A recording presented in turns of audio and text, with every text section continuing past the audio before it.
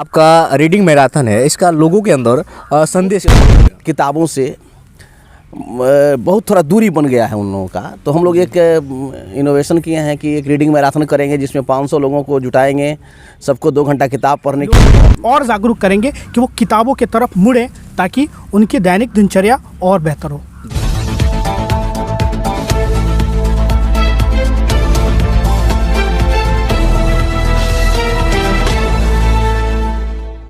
नमस्कार, मैं हूं आपका दोस्त मनीष और आप देख रहे हैं बेस्ट न्यूज़ इंडिया। अभी मैं मौजूद हूं बिहार राज्य में, और बिहार राज्य में एक ज़िला है गोपालगंज। उसी गोपालगंज ज़िला के ये पंचदेवरी प्रखंड है, इसी में मैं मौजूद हूं और एक विद्यालय में मैं मौजूद हूं।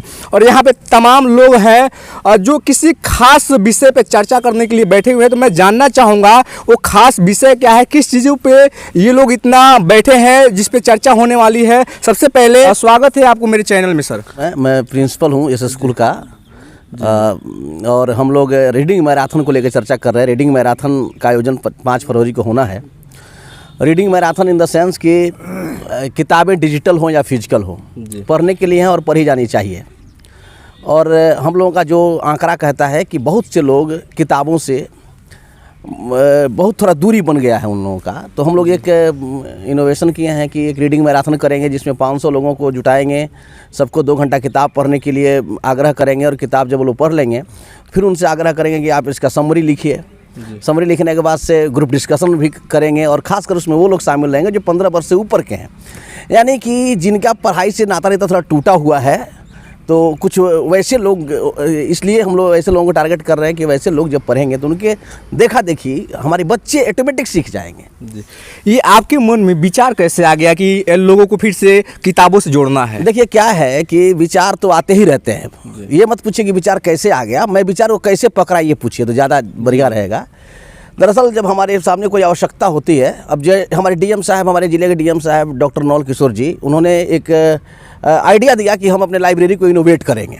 जब आइडिया दिया तो जाने अनजाने पता नहीं कैसे इस लाइब्रेरी को प्रखंड स्तरीय लाइब्रेरी बना दिया गया।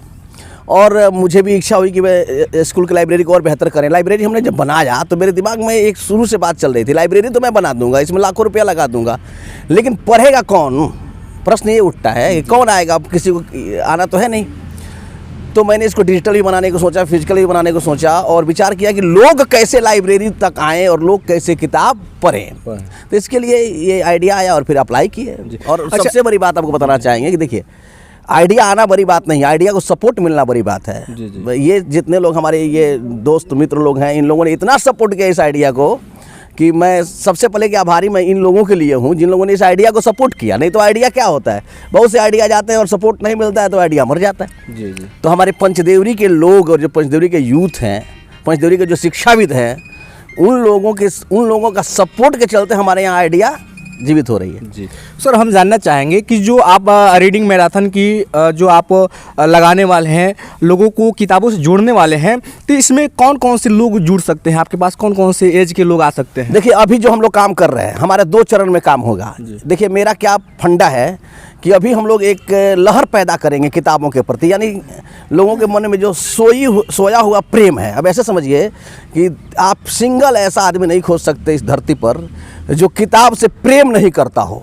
जी। सबको। दूसरा, कोई भी ऐसा आदमी नहीं खोज सकते जो किताब का सम्मान नहीं करता हो। असंभव है ये। पूछेगा संभव क्या, तो मैं आपको ये असंभव बोलूँगा। अनपढ़ से अनपढ़ आदमी भी किताबों का सम्मान करता है। आप लोग भी इससे सहमत हैं? सम्मान तो करता है, लेकिन किताबों से दोस्ती करता हो ऐसे लोग कम हैं। तो हम ये चाहते हैं कि किताबों का जो सम्मान है, किताबों के प्रति जो सोया हुआ उसके मन में प्रेम है, उस सागर में एक हलचल पैदा हो जाए, एक लहर पैदा हो जाए। और वो लहर जब एक आदमी के अंदर पैदा होगा तो वो संक्रामक हो जाएगा, फिर अन्य लोगों के अंदर ही पैदा होगा। और मेरी इच्छा तो ये है कि जो हर आदमी को 2 घंटा 1 घंटा अच्छी अच्छी किताबें पढ़नी चाहिए।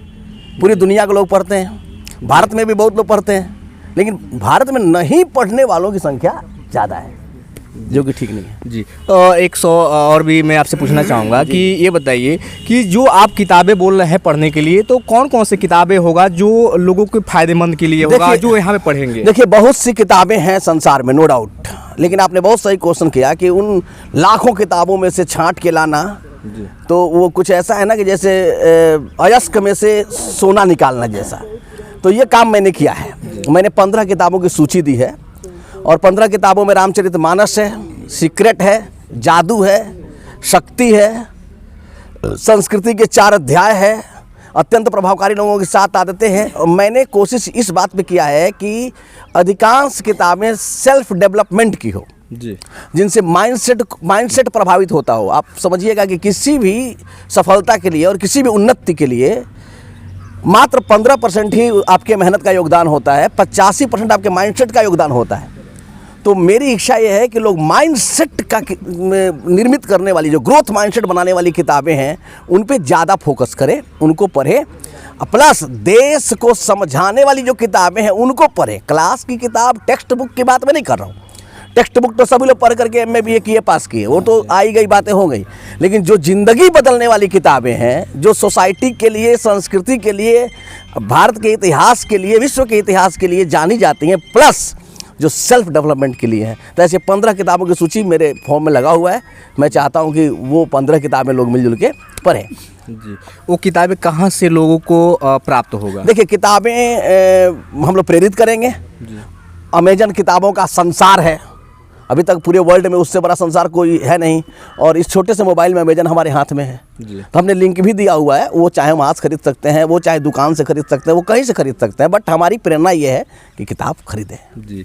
जैसा कि सर बताए कि जहाँ से भी आप चाहे किताब खरीद सकते हैं, और मेरे वीडियो में भी उन सारी किताबों का लिंक मिल जाएगा, आप जाकर के वहाँ से किताबें खरीद सकते हैं। मैं आपसे भी जानना चाहूँगा, क्या नाम है आपका?